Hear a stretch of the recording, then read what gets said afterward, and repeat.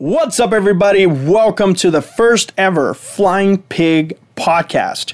I am Eddie, and I am here with my beautiful co-host, John.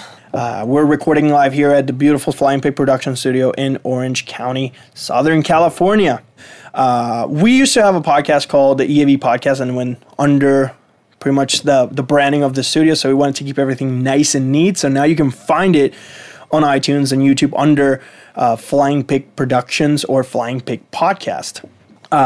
We have an amazing interview lined up for you guys today. We had the opportunity to interview Fit For An Autopsy, an amazing metal band from New Jersey. John, how was that experience?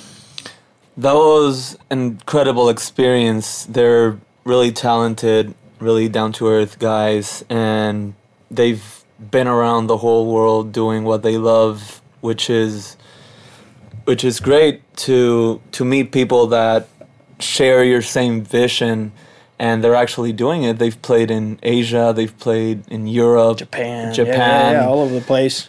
And then not only that, but they also talk a lot about the hardships that you go through being in a touring band. So it's really informative, it's really fun, and they're also really hilarious guys. So. Yeah, and they that interview was recorded about a month ago. They were wrapping up their tour with Unearth, and they had one day off in between, and then the day after they were going to start touring with Thy Art Is Murder, which that tour is over now, but some really good learns for everybody that wants or is in the music industry at that certain point, and very, very entertaining interview. But more of that to follow. In the meantime, we had the opportunity to catch our friends from The Unsung at their last House of Blues show. John, how was that show? Because you were there front and center. Our drummer Davier was doing some drum teching for Ryan. Yeah. So how was the show? The show was great. Everyone there was having a good time. Like, there were people moshing, singing, and I don't know how they were even singing it because their EP's not out. But I was looking around and I was like hearing people singing the choruses to the songs. I was really psyched about that. That's pretty baller to get people to sing your songs without having any material. That's pretty awesome. But they are a very talented band. We had the opportunity to perform with them at the Glass House in Pomona not too long ago, and their energy is crazy. They have really good energy. They're hilarious. Ryan is very, very funny. Really good friend. So, definitely go and check out The Unsung. They are on Instagram, Facebook, and soon they'll be releasing their album, which John is tracking right now. How's that going? It's going great. We finished tracking every instrument and started the mixing process, which is coming along great. Working with them has been great. They're really talented guys and easy to work with. They're really open to suggestions and to kind of talk about how to make the best out of their materials. Nice. So that's awesome. So that was really cool. How about you, Eddie? I know that you had a romantic getaway this weekend. Well, I had the opportunity to go to on a little getaway. We went to Temecula for a hot air balloon ride that I had lined up for my wife. We've never done that. In Puerto Rico, there's not that many hot air balloons. I've never seen hot air balloons. I have never seen a damn hot air balloon in Puerto Rico, but it was a great experience. We had a lot of time in the air, and we had a lot of fun. We had some wine, and it was very relaxing, and we hung out in the desert for a little bit for the weekend, and it was very nice, very nice. So definitely go to the desert on a balloon. You won't regret it. So before we continue with the Fit For An Autopsy interview, we want to encourage everybody to check us out on social media: Facebook, Twitter, Instagram.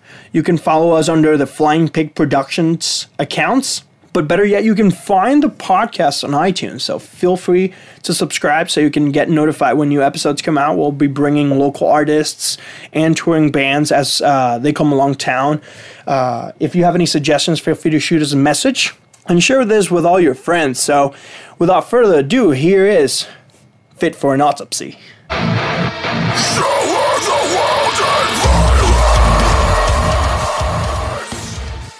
Hello guys, welcome to the Flying Pig podcast. We are here with Fit For An Autopsy.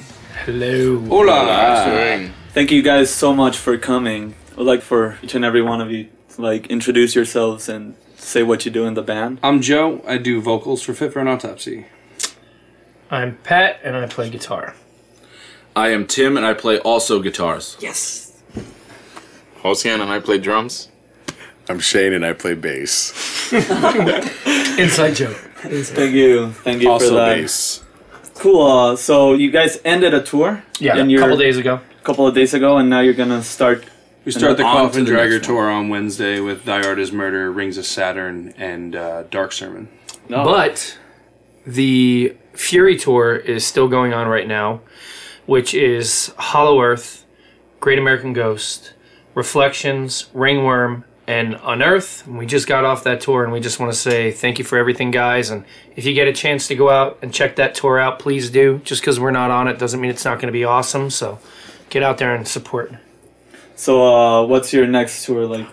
You guys are driving out today? Yeah, we're going to Arizona. We're going to go hang out at my mother's house for the next day or two, and then we're going to start the tour off on Wednesday at the Rock in Tucson, Arizona. Nope. Club XS. Club XS. When did they change that? Months ago. Yeah. I am a loser.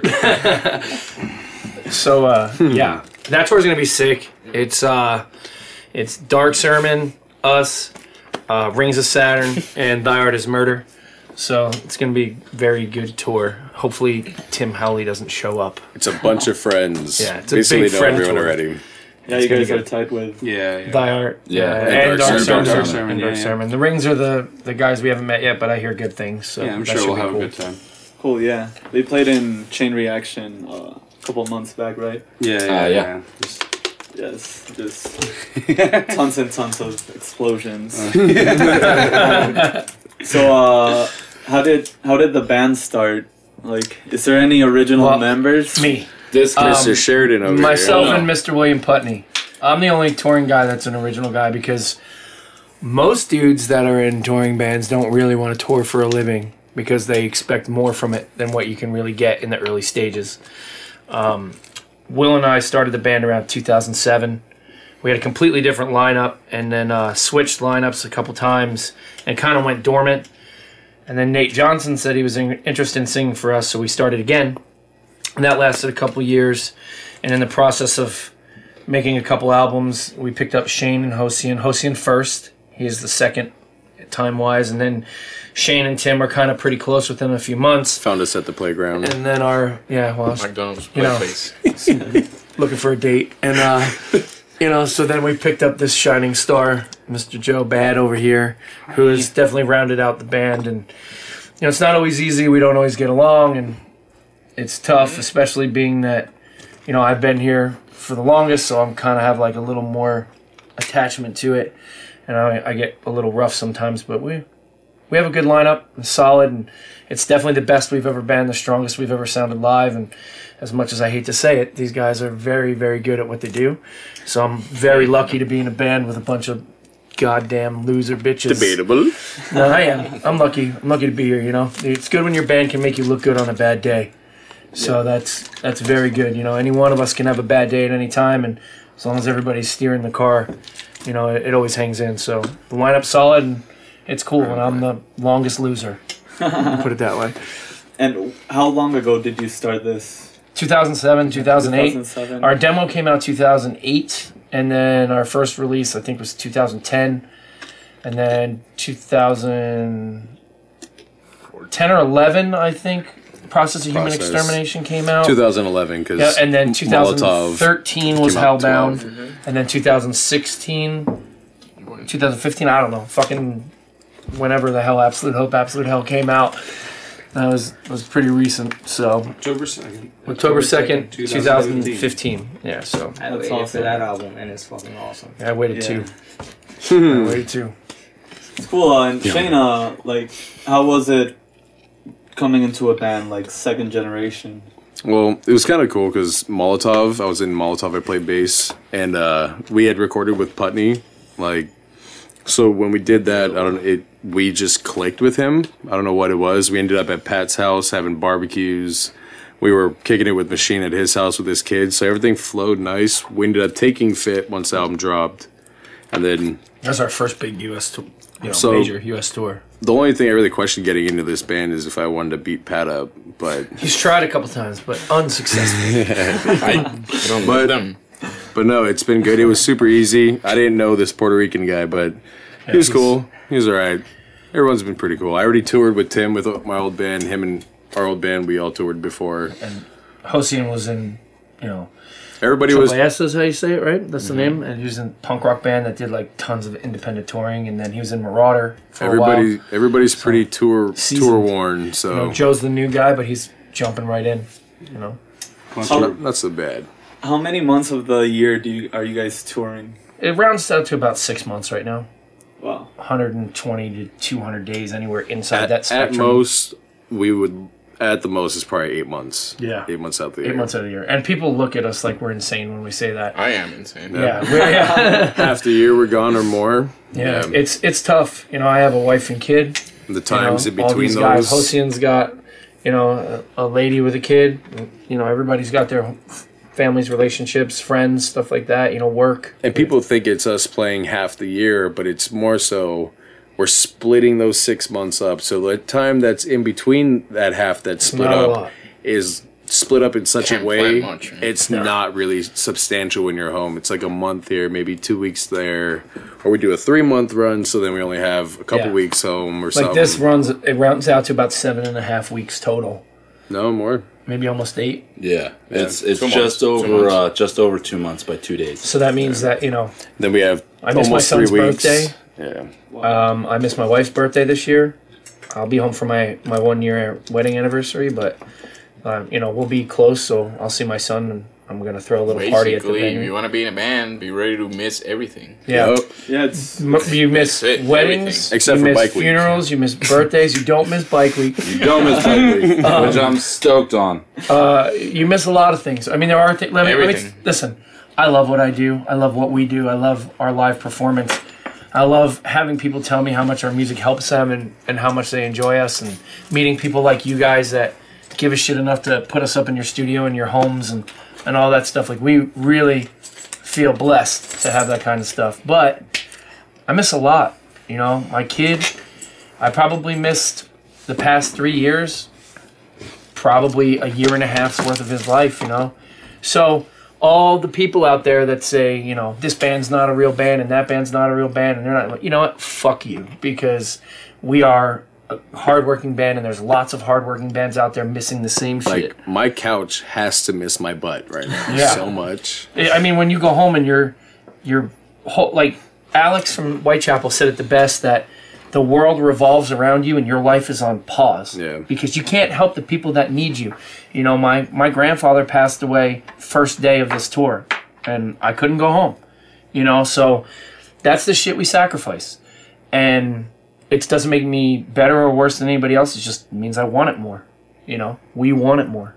So, we do what we do, and we love it. We love every second of it. So if you catch a guy having a bad day at a show, it's just life is kicking him in the ass. Maybe he's not such an asshole. Maybe he's just, his kid called him crying, or maybe his mom's having a bad day, or somebody in his family's sick. Or I've literally cried on stage. Got the worst news ever right before we played a show. Yeah. Played the show. Cried while I played the show. No one knew. No one in the front. Hang up the phone and you have to play the show. Yeah. Yep. Then you hang up the bass, you pack everything up, and then you go back and you figure it out after. Yeah, remember when... You're supposed to act okay for that 30 minutes you're up there. My buddy got murdered the day after we played a show in Baltimore. We played a show and he got killed at his job. Homeless guy came in and tried to kick him out, and he stabbed him in the throat, and he died. That's the kind of shit you deal with. There's a lot of really great stuff. Like sick stuff. Like good places to go. There's things that happen on tour that will never happen in any other situation you can ever put yourself in. And you never know what's going to happen. You have 25 to 30-something dudes that are traveling the world all together, smelling each other, hanging out, not showering together. You need to learn how to adapt to every possible situation. So you have a bunch of dudes that are all struggling together, making the best of it usually. Yeah, and think of it this way. Oh, go ahead, Tim. Go ahead. Trying to make the best of it. On top of that, I was talking with somebody on the tour we were just on, and people forget that even though you're there to entertain, like, everybody that you're on tour with or everybody that you're going to see at a show, everybody's still a human being, so people don't really look past that entertainment aspect. They're like, oh, here's this dude in a band. They don't think about everything else that's going on in that person's life to lead up to that particular show or that particular tour. Yep. Even just seconds. Seconds right before we play. Before I started touring, I was just a guitar playing tattooer. Now I'm a fucking auto mechanic, and you put me underneath a van, I'll fix that shit to get us where we have to go. And Shane's got street smarts. Tour teaches you how to survive. And it's one of those things. And Joe's the newest guy, but he's slowly turning into that thing too. I can wake up in the middle of the way it works. Randomly anywhere, and I'll figure it out. Somehow I'll figure it out. If the van breaks down, we'll make it work. We don't have any money, we'll figure it out. Yep. I got $25 to get us through the next week. We're going to buy a bunch of fucking bread, and we're going to buy peanut butter and jelly, and we're going to live. And I'm going to put back on that 5 pounds I lost when I was home, but I'm going to get back home in time to, do the things I got to do there. And we all have regular jobs. We all are regular working people. You always This does not pay all of our bills, people. Especially when you're on tour, you have to always have a side hustle, whether it, for Pat it's tattooing, for Joe he's a barber, a good barber. Everybody has their side hustles so that you have multiple incomes so that you're allowed to do the thing that you love, which for us is touring. Yeah. And don't get me wrong, I don't want to sound like a pity party. I don't want people listening to this to feel bad for me. Like, thank you for not at all hanging out with us, and we're not going to sugarcoat it for everyone. Yeah, I like telling people how it is, so people start buying CDs again, so they realize that these things really do matter for us. Like, people don't get it. They come up and they see a CD, and then they see that we also cater to people with our promotion cards that have our songs on them. You can just buy that, and you can download the code, and it gives you the album. But I watched that, and I'm like, just pick up the CD, man. Like, just get the CD, please. It's $2 more. You get something physical. Like, just pick up the CD. The smoke and mirrors that are involved in this industry are fucking phenomenal. I was reading an interview with the Deftones. Chino was saying that if they don't tour a specific amount of time during the year, they can't pay their bills.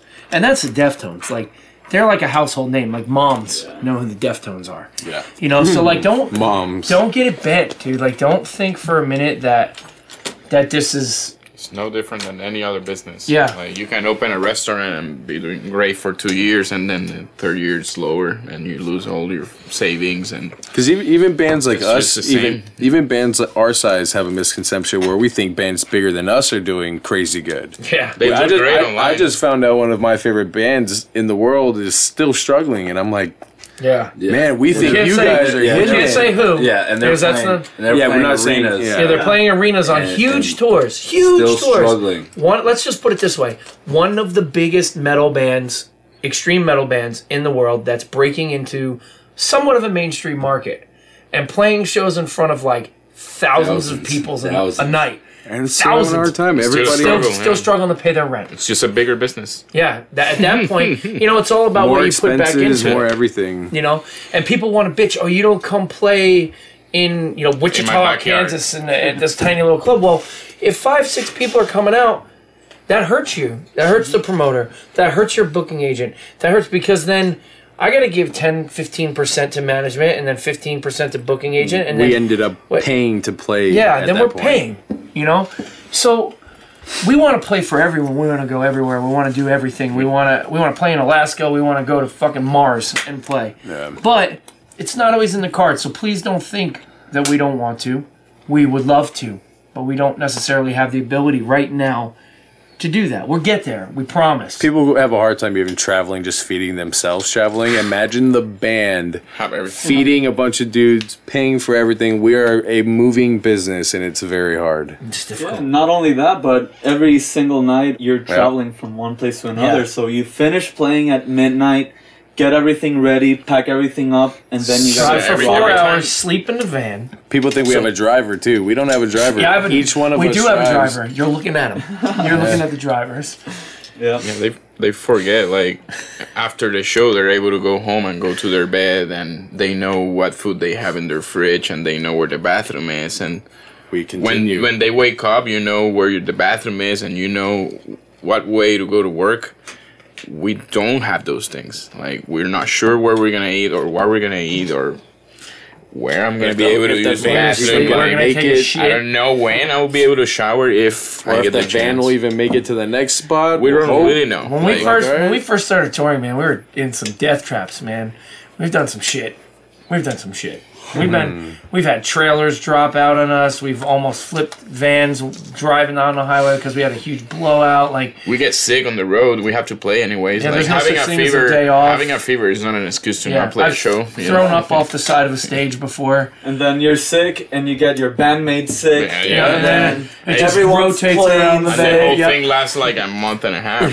You know, and my favorite thing ever to hear people say is, "Oh, I have a 40-minute commute." Well, I'll drive your car up your ass because my average commute is 4 to 5 hours a day to play a show. And we get excited when it's that short. Yeah, when it's a 4-hour drive, we're like sick. Try doing a 13-hour drive with no day off. We have literally done this. No day off, load in, play a show in front of 15 people, load out, get in the van and leave. Stay positive. Yeah, you guys work hard, kids, because the future's bright. Stay positive, bro. Yeah, I remember it's no different. Ago, we went from El Paso to Oklahoma City. That was 16 hours without stopping. We got like a $300 speeding ticket. Yeah, that happens. We get parking tickets all the time. And we got to Oklahoma City, and it was like, get everything out because you're up next. Yep. Oh, yeah. And where were we that day that we had to... in Texas. Yeah. Remember the day we had to literally, like, jump out of the vehicle? It's like McAllen to Dallas or something. Yeah, it was that... San Antonio, because we thought we were going to play the White Rabbit. It was on that Upon a Burning Body, Thy Art, Everything's Heavier in Texas tour, or whatever it was called. We had a blowout, had to have it fixed, and we literally pulled up, loaded out of the trailer onto the stage, set up our shit, played. We literally unloaded, set up, played, broke down, loaded back in the trailer in 45 minutes. Yeah. Like, and we could have said no, but then we don't get paid. And then I can't feed my guys. We can't do the things we need to do. Dude, it ain't all bells and whistles, There's days man. where we pull up and they don't even have parking for us. And we're like, wait, you're the venue. Playing major cities sucks. All right. The worst. Anytime you play a major city, I mean, there's certain venues that you know, allot space in front of their club that you could load in and, you know, go find parking maybe a block away or something like that. But there's certain venues that, you know, you're on a one-way street. There's only street parking. You can barely fit a trailer down this street. Like, let alone, you can't do a bus, you can't do a bandwagon down the street. Yeah, and everything's a one way. You can't cross the railroad tracks. We loaded out on the sidewalk in Minneapolis. We pulled the van on the sidewalk, dropped the trailer, loaded in, and then loaded back out the same way. Hey, listen, I still love doing this. Yep. I still love it. I love being in a van with these assholes. I love going on tour. I love it. Just don't think it will be glamorous because for most people it's not. Obviously, there's bands that get it, you know, and they live that life. But for what I've seen, like, it's not the case for most real bands, you know. Like, you got your big bands, the top. You know, it's like pop stars, social scale. You know, and it also top 10%.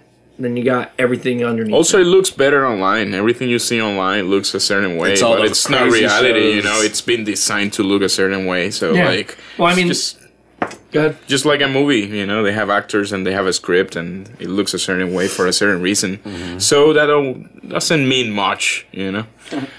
Yeah, people think that. Like, my experience is that most people think that it's just, you just write music and you just play and that's it. They don't see, like, what you said, like, you have a family back home. People don't see that you're, like... We're regular people that miss regular things. Trying to make it happen because we had a dream once, you know? And a lot of people are afraid to chase their dreams. The only difference with us is we're chasing it. Yeah. We're chasing it. Doing whatever it takes to get there. And, So Who knows? we've gone all through like the depressing like struggle. yeah. You want to know the life good of tour. part? You want to know the So, sick yeah, part? I get what to are play good music. I stories? get to play music. Food. I get to stand on stage with my Food friends. is I get to sick. go to Food. Australia. I get to travel. I get You to visit places that you will never have a reason to go to. yeah. And you meet people doing this industry. Like there's times like my old band. A lot of the times we would stay with fans all the time, so we would see this weird thing every day. We'd show up places in the ghetto. There's a possum in the tree, or like in the, fun, in the hallway, yeah, or it's fun. like.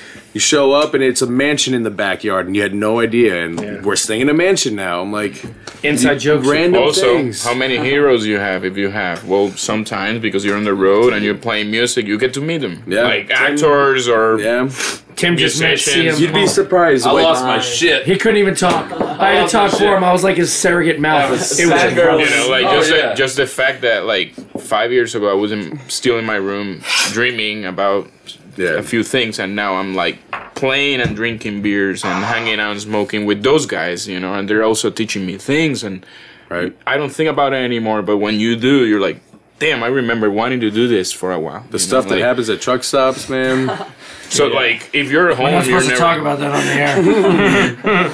if you're at home, you're never gonna get to experience those things. You know? Yeah, Like, if you really are a person that wants to do this, I'll give you 2 pieces of advice. Shut up go do it, man. and go do it. Baby wipes. And bring baby. It's not too different than going to college and making it happen. You want to become a surgeon, you have to do some work, and it will take you 10 years to be able to do it. Well, you do that, if, you know, like Some what's- work. Also, just to say, some work. I hear a lot of people that I'm friends with talking about traveling, and like, you know, we get to travel because of the band and stuff like that, but people don't realize that one thing that I did realize once I started touring is that traveling is not that inaccessible anymore. Yeah. You can go anywhere the fuck you want in the world, and it's not that hard. And most of the time, you can fly somewhere around the world in less than 30 hours. In less than a day and a half, you can be on the opposite side of We the world. can be in Australia in 13 You know? hours from now. You know? Flights from New York to LA, you can find them as low as $150 to $200 round trip. New York to even the UK is only 7 hours. Yeah, I fly That's that the to crazy. That's a regular shift for a regular person. All right, you're at going to work. ask a I- question. Where's the craziest place that we've craziest ever place been? that Now, you've wait. ever- Define that. Because there's different levels of crazy. Like Australia. Budapest the most, on a boat. Yeah. Yeah. Okay. We Was it played a boat. 832? 838. 838. 838. It was so sick. It was like this huge 800 hollowed cap out- venue Yeah, on a boat. On a boat. We played Cargo in a ship. river.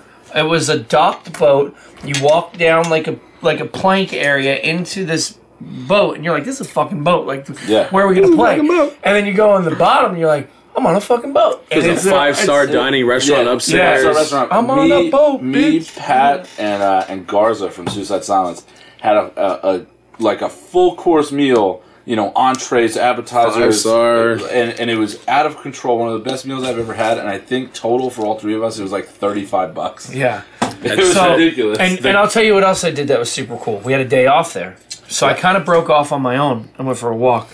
I touched a building that is older than our country.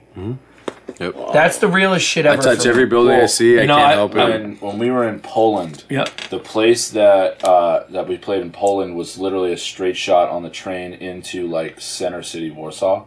So you know, walking around Warsaw with the dude that was doing sound for us on the tour, Mello, like I saw buildings that still had bullet holes in them from World War II.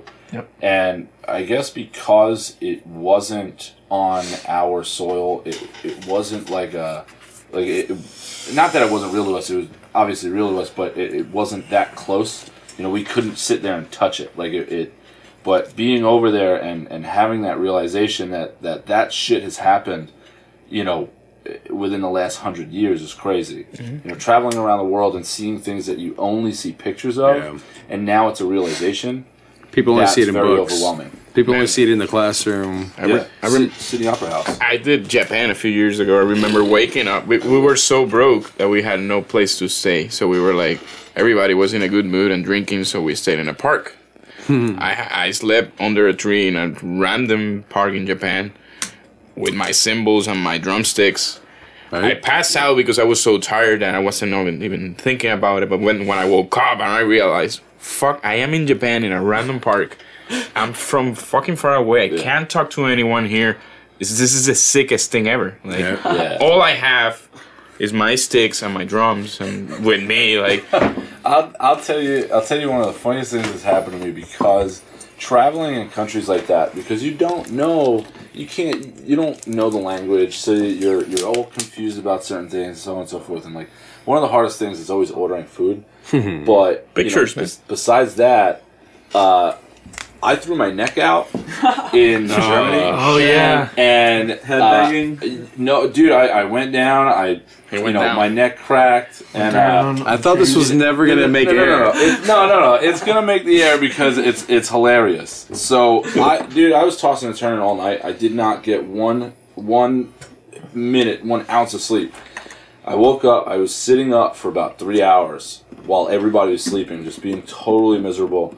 And I could barely walk. Shane woke up in the morning and was like, yo, I'm going inside to go to the bathroom. Do you need anything? I was like, yeah, if they have like icy hot or like a cream or a gel, like just to take the pain away, like hook me up, like I'll give you the money back. He walks inside, about 20 minutes later, he comes back in and he tosses me this box, right? And I open the box and it's a tube of gel. It was the only tube-like thing. Hold on. It was a tube of gel and I was just like, all right, that's fine, blah, blah, blah. And, I'm looking at it, and I go, Shane, why is there a tooth on this? And he's like, well, it's like icy hot, right? I was just like, he thought it was like for tooth pain. He gave me toothpaste. Whatever. Yeah. I was just like, I couldn't read a thing in there. They literally did, nothing made sense. It was the only thing that looked squeezed, minty-ish, like rub something. I figured.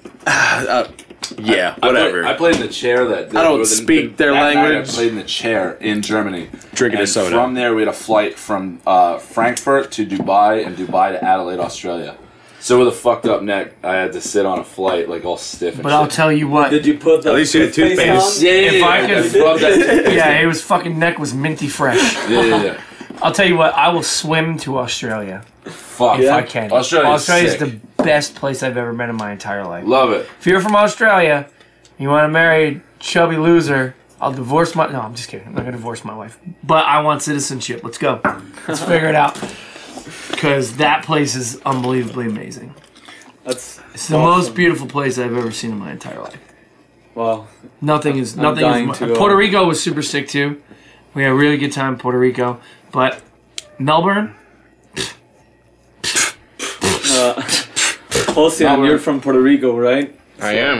How Born and long raised. ago- How long ago did you move? I moved to the States around 5 years ago. I've been in New Jersey since then. Okay. Moved there thinking that being closer to New York City will find me gigs in bands. In It just ended up in a van with five with a fat bunch of dudes. scumbags. But And are you guys from New Jersey? Originally. New York. I live outside Atlanta now. New York. Originally Hawaii, live in Las Vegas. Yeah. Joe's Hawaii. born in California, moved out to New York, right? Yep. Yeah. I moved there trying to find a band. I wasn't planning on finding a death metal that's band cool. or anything like that. Yeah, you found fat guys. I just ended up in the band. It's weird because tattooing, usually music is what brings things into my life. Like, I met the guy who taught me how to tattoo through music. Oh, nice. And now, him and I both work in the tattoo industry. We're going to a convention and he needed a ride. So we talked music and drums and hung out and drove to this convention. And within like 3 weeks, I was on the phone with him asking, hey, well, what are you doing this summer?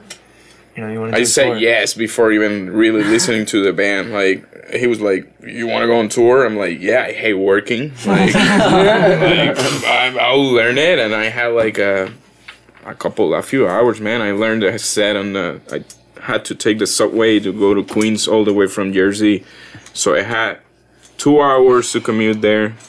And then 2 hours or 2.5 to make it to the studio. So I had like 4.5, 5 hours to learn their shit. Plus the time during the day, and I auditioned because I didn't want to return to that shitty He completely job, blew it, but we kept them. Yeah, but I said, yeah, fuck it, and if I don't like it, then I'll figure it out, But I took the chance, I quit that stupid job and went for it. And I'm pretty cool. They didn't even ask me to audition. Just saying, they kind of knew I was sick. You guys don't gotta be that quiet. It's alright. You guys just say how good I am. I had no choice. They told me that you were the bass player. I'm like, oh fuck. Yeah, that happens. How about you, Joe? How long ago did you? I joined the band last January. Last January. I got a phone call from this guy when I was working at the barbershop.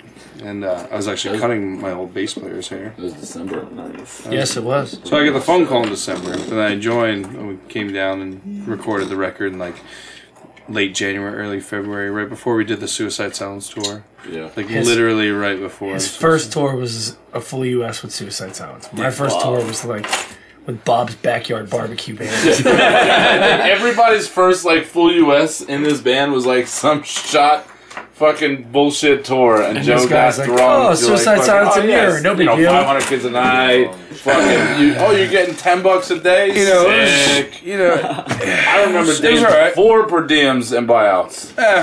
It was cool. Yeah, it was alright, Kind of got the hang of it, Were you singing in another band? I was in before? local bands before this. I literally, this is my first touring band. I'd never really toured much before, and then Had you recorded before? oh yeah, I've recorded plenty of local bands, but nothing compares to working with Will Putney. That dude, he helped me find my voice and find what works for me. It's crazy that you can he helped me tone in on my skill as a vocalist, which is cool. He helped me figure out that there's things that I can do that I had no idea I can do, and definitely found out some things that I'm never ever gonna even think about trying again. That's really dope. That got weird. I mean, Joe's in a band called Refuge. Joe's pretty cool. That was the thing that sold me on him. Super deathcore. Yeah, but it was heavy, in the vein of the Acacia Strain kind of stuff. And I mean, dude, you it's one of those things where if it wasn't for that band, I would have never heard those pipes. Yeah, super because heavy. he was in a hardcore band called Diamond Cutter, but I liked the band, but I wasn't. Yeah, It wasn't really hardcore. Well, it's like Shepherd was with hardcore. yeah. Diamond It's just Cutter. his vocals weren't until I heard Refuge. I wasn't really. Oh, look who's calling! What's up, Devin from the Acacia Strain? Hang on for a minute. Hey, Devin, I'm in the middle of a podcast. Can I call you back? Oh, sorry. No, It's okay. Don't worry. don't be sorry. You're on the internet right now. You're just interrupting everything. Devin. Hi, Internet. I'll give you a call back in 10 minutes. Later. See? Hi, You Internet. say things, and then they come around. But that band was cool, and I think everybody in the band, for the most part, has been in projects that at least showcased them enough to get them into what we're doing. Joe's got good vocals. He's a good guy. With some more time, I can be where I feel like I'm a little more comfortable. I mean, I'm comfortable where I'm at right now, but I feel like there's so much. Always Yeah, room there's for always If you feel like you're satisfied. if you feel like you're at the top of your game, then you're not. You're not Yeah. at the top. If you of your think game. you're there's good- always someone. If you out think there you're working really 10 sick, times you're harder not than you. sick. There's some I'm 15-year-old pretty kid in his sick. bedroom doing like 9-string sweeps on a There's probably, 30-string guitar right now. Somewhere There's in always- Istanbul, shredding Hold on. circles around me. Just always remember, there's an 8-year-old kid in China that is destroying you. Always. I saw this, I think it was a Twilight Zone episode, and this guy sells his soul to the devil to become the best guitarist ever. That's sick. And, Try to do that, man. He ended up doing it, and he ended up being the best guitarist in the world, playing in a shit town where nobody recognized his talent. Yeah. That's kind of so- crazy. Yeah. Yeah, I mean, that's the truth of the matter, too. That is the truth, because Best most of the musicians. time, there's a meme on the internet kind of thing where it shows a guy with this huge guitar rig, doing all these sweeps and all this tablature behind him, and it says, spend your whole days playing guitar 8 hours a day, blah, blah, blah, and then it shows another guy playing a G chord on an acoustic with all these girls around him with their hands in the air. You know what I mean? So it's the truth, there's no rules to this, there's no rhyme or reason on who's going to be the most popular or how it works. It's crapshoot. Take the every time. chances. Take the chance, or shut up and get out of our way, because we're willing to push it. So Yep. I think we're done. Yeah, dude, I'm super fucking glad that you guys came out here. Thank you for letting us- Dude, no much. problem at Let's all. come. Not a problem. Yeah, for sure. One last thing. What would you say is Fit For An Autopsy's Spirit Animal. Ooh, we just don't surrender. Spirit animal? No, spirit animal. I'm thinking. we don't surrender. No, so what animal? No, we're not a wolf. Koala? We're a bear. We're a fucking grizzly bear because we're huge. I would feel the say bear. wolf. I would Hairy. say wolf just because the way we work together as a band. Wolfpack. You know, we Wolfpack of one. Yeah, we kind of. Too cliche, kind of like the peacock. But then there's also like the lone wolf. Let me fly. Let me be a. I need to. Dude, I kind of like fly. the Let me be a peacock. We're all peacock. like beautiful on our own. Peacock, weird you gotta way, let me you know? fly. No, Let me be dude. myself. I believe I can fly. I'm gonna say What animal doesn't surrender? Pride a of lions. redback pigeon. red-tailed hawk. Had one. We're like a bunch of caterpillars. Yeah, What animal is a I spam? like cats. What animal is Pigs. spam? Pigs. We're spam. No, we're not. We're spam. Listen, dude, don't sign me on your We're a bunch of bullshit. things that nobody likes put together. Man, bear, pigs. We're spam. And bear pigs, yes. Puppy monkey Yeah, I was baby. gonna say we are the puppy monkey. We're a puppy That monkey is baby. You want to know what? He's a bear. What about personal? What about baby. personal spirit animals? Tim's a bear in all aspects that word gets used. Tim is a majestic animal in itself. Yeah, Look at that. He's super exotic. Be a ham. Unicorn. I'm a mongoose. I'm a spamicorn. I'm a fucking mongoose. Mongoose. I think I'm a monkey. I kill No, snakes for a no. living. I think Husky is a honey badger. It's a honey badger. Honey badger. Don't give a shit. They don't, dude. I'm Jake That's Jones. my Alright, spirit shit just animal. got real weird. I'm going to Arizona to play a show. Thank you so much. Fuck you. Fuck your podcast. Coast, you know. Hey everybody, how's it going? This is Pat and all the guys from Fit For An Autopsy. Hey. We're happy to be here, happy to do this podcast. Thank you for giving a listen. This is a new song we just did a video for. It's called Hollow Shell off of our album Absolute Hope, Absolute Hell.